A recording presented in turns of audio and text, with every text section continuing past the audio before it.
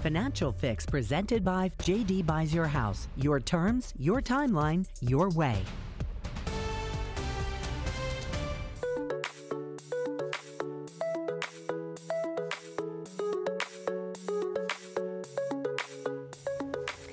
Diploma in hand, first paycheck on the way, but a lot of new grads have no idea where to start with their money. That's why we brought in our friend and financial coach, Ash Cash Exantis, to walk us through the basics that every new grad should know. So good to see you as always, Ash.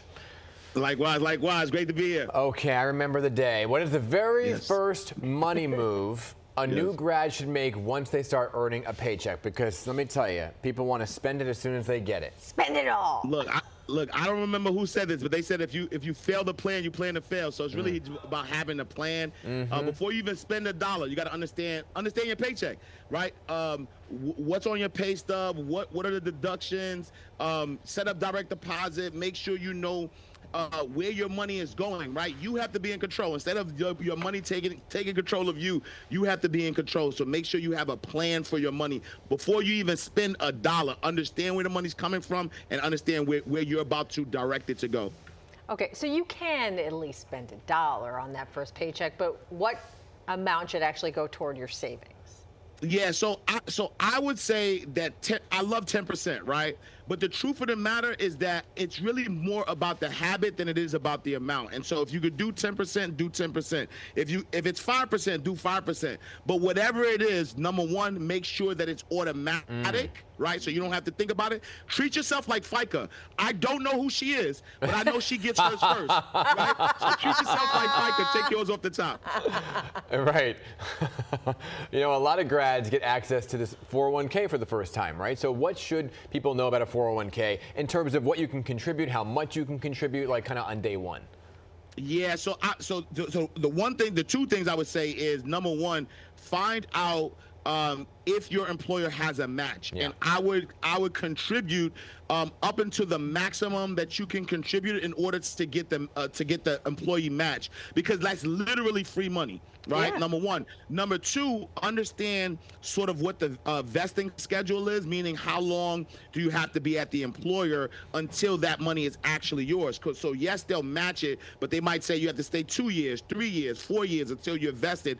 Understand that, because if you do the match and if for whatever reasons you decide to leave earlier, then that could potentially be something as well.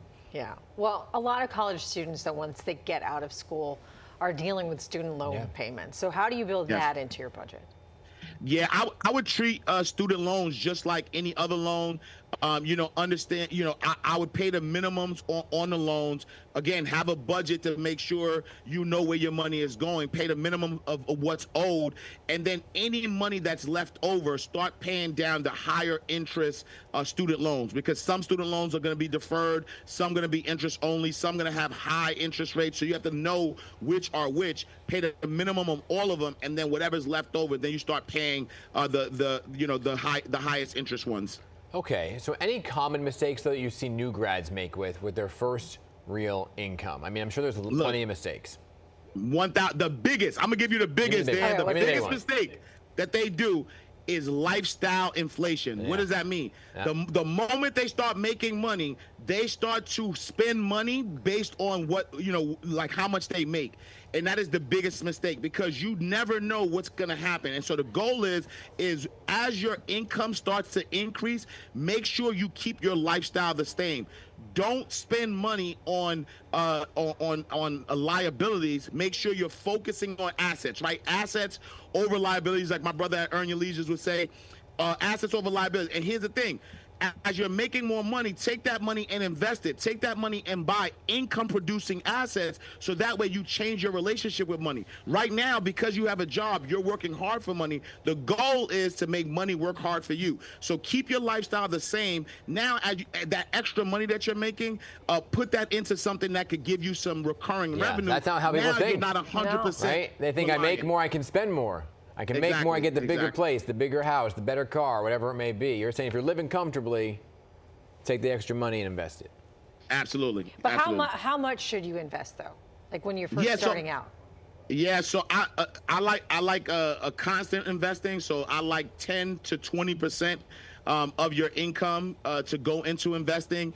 As you as you start to invest, and you could invest in the markets, you could invest in real estate, but as you start to invest and start making money from those investments, then the extra money you could start increasing what you invest in. Oh, okay. Ash, you're the best. You always have great information. Appreciate you. Thank you so much for having me always. All right, good to see you. Have a good weekend, all right?